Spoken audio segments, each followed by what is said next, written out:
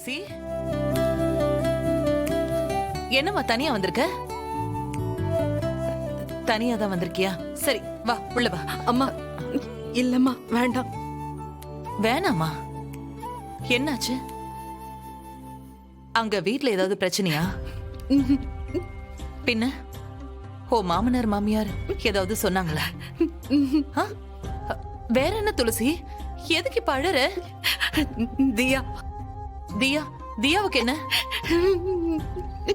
ஐயோ, என்னாச்சு தியாவுக்கு? மோனிகா போலீஸ கூட்டிட்டு வந்து தியாவை அவங்க வீட்டுக்கு கூட்டிட்டு போயிட்டா அம்மா. எனக்கு என்ன பண்றதுன்னே தெரியலம்மா. நம்ம எல்லாமே எழுதி கொடுத்தது தானே தியாவை கூட்டிட்டு வந்தோம். இப்ப எனக்கு கல்யாணம் ஆயிடுச்சு, அந்த வீட்டுல பிரச்சனை நடக்குது, அது இதுன்னு 1008 காரணத்தை சொல்லி தியாவை என்கிட்ட இருந்து பிரிச்சுட்டாங்கம்மா. எனக்கு எனக்கு பைத்தியம் பிடிச்ச மாதிரி இருக்குமா, என்ன பண்றதுன்னே புரியல. அழுகிய நீ பாட்டு அழாத. என்ன நீ, அவங்க தியாவை தூக்கிட்டு போயிட்டாங்கன்னு இங்க வந்து நின்னு அழுதுட்டு இருக்க? ஏமா நீ என்ன சின்ன குழந்தையா?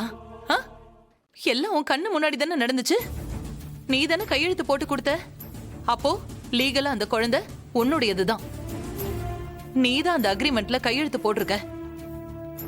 அவங்க தூக்கிட்டு போனாலும் நீ போய் அவளை மீட்டு கொண்டு வரணும். என்ன பண்ணிடுவாங்க அவங்க? உன் உயிர் எடுத்துருவாங்களா? துளசி, என்ன கேட்டா நீ இன்னும் தியாவை உன் குழந்தையா நினைக்கவே இல்லை. அதனாலதான். மா, தியா ஏன் குழந்தைம்மா. அப்புறம் உன் குழந்தைய ஒருத்தன் தூக்கிட்டு போகும்போது உன்னால வேடிக்கை பார்த்துட்டு நிக்க முடியுமா? எந்த தாயும் அவளோட குழந்தைய யார்கிட்டயும் விட்டு கொடுக்க மாட்டா. என்னதான் சொல்லணும், தப்பு ஏன் மேலதான். நான் உன்னை உலகம் தெரியாம ரொம்ப பயந்த சுபாவமாவே வளர்த்துட்டேன். துளசி, எதுக்கு பயப்படணுமோ அதுக்கு மட்டும்தான் பயப்படணும். விட்டு கொடுத்து போலாம்.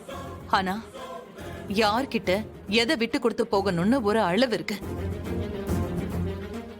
எந்த இடத்துலயும் உன்னோட உரிமைய, உன்னோட சுயமரியாதைய, உன்னோட பொருளை, உன்னோட உறவை நீ யாருக்காகவும் விட்டு கொடுக்க கூடாது.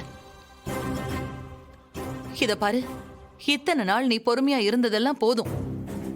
உனக்கு யாரு என்ன கொடுத்தாங்களோ அவங்களுக்கு வட்டியை முதல்மா திருப்பி கொடுக்க கத்துக்கோ. புரியலையா? அன்பு கொடுத்தா அன்பை கொடு, நட்பு கொடுத்தா நட்பை கொடு. ஆனா வலிய கொடுத்தா அத பல மடங்கு திருப்பி கொடுக்க கத்துக்கோ.